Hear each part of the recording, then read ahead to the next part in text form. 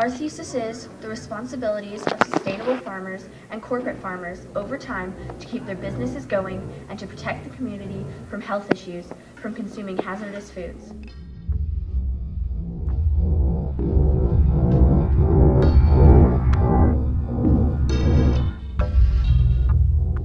In the United States and other parts of the world, livestock production is becoming increasingly dominated by concentrated animal feeding operations, or CAFOs.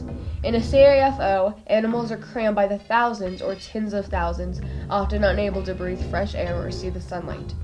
Over 50 billion food animals are raised and slaughtered every year, not including the massive quantities of farmed fish. Grazing and growing feed for livestock now occupies 70% of all agricultural land and over 30% of the ice-free terrestrial surface of the planet. If present trends continue, meat production is predicted to double between the turn of the 21st century and 2050. Yet already, the Earth is being overwhelmed by food animals that consume massive quantities of energy and resources, whose waste foul waterways and farmland, and when eaten excessively, degrade our health.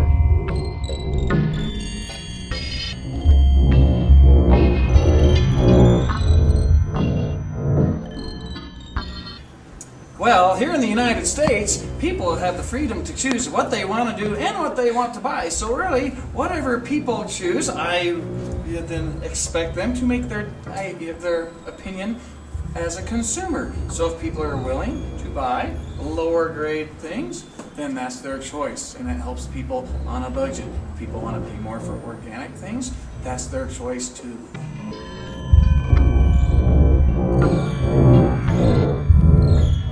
So, I think there's a cultural thing with the farming and rural community that it's a shame that's going away. But at the same point, farming is very expensive and it's a pretty stressful job, so I can see why more and more people aren't.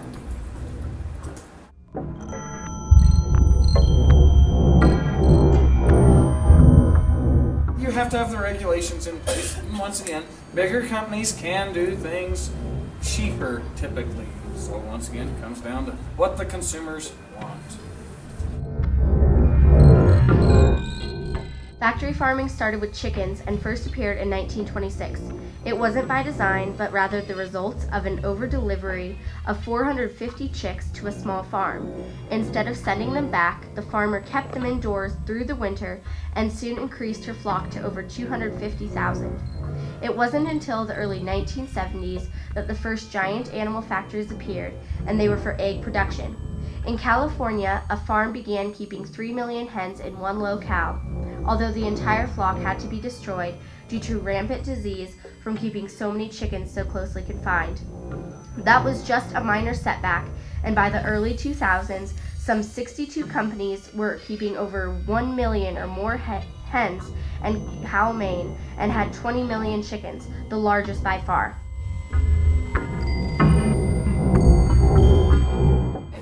I'm against factory farming because if only a couple of places have control over everything, it creates a monopoly. Then it'll be one company that controls everything, and if that company were to crash for some reason, then we're out of a food supply. Viruses or bacteria possible to be transmitted from animals to humans are called zoonotic diseases. These include swine flu, avian flu, and mad cow disease. Swine flu spreads faster between pigs when they are tightly enclosed, like in a factory farm. After the hog factories had become widely established in North Carolina and other areas of the United States, researchers found that genetic material from avian flu had found its way into the mix. These are the animal factories that squeeze thousands of hogs into closely confined quarters for their entire lives. As happened in the U.S., the hog CAFOs demand ever cheaper labor, cheaper food, cheaper operating costs, cheaper everything.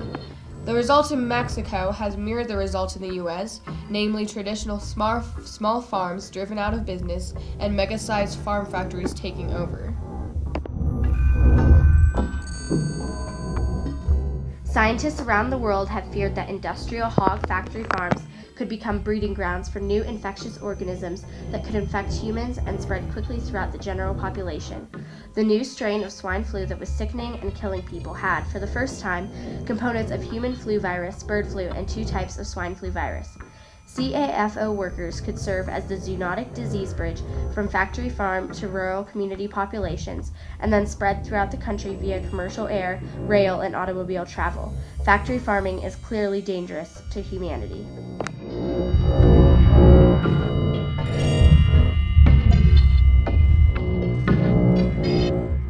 Studies have also shown that dairy products from organically raised animals are healthier than conventionally produced dairy products. In one study, the content of healthy omega-3 fatty acids and antioxidants were significantly higher in organically produced milk. Animals raised organically are not given antibiotics and are required to be grazed on organically managed pasture land or fed organically grown feed. People think about the health of their own body, but organics also healthier for the larger ecosystem. And there are more and more people who are politically motivated to have a cleaner ecosystem. The late 1600s, there were about 500 million or so humans on the Earth. By the early 1800s, we had doubled to about 1 billion.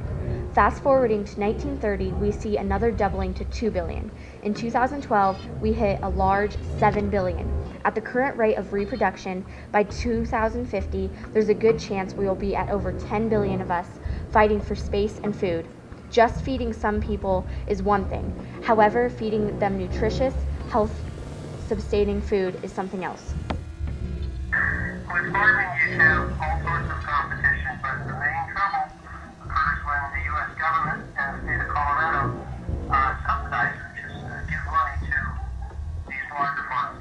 And so a small farmer, which gets no subsidy, has to sell at a higher price. For example, with the price of eggs, you can get eggs at the store from a factory farm for $1 a dozen. But that is because the U.S. government and the state of Colorado are paying upwards of $3 or $4 a dozen for those eggs. So you can't compete against that. And then you also have Mexico and the nation of Canada. They are also subsidizing their farmers and their workers. They don't require minimum wages. So you can grow tomatoes in Mexico at half the cost of growing them here. And you can't compete with that. I can tell you I'm the very last vegetable farmer in 5 counties out here. Yep, and I'm going out of business this year.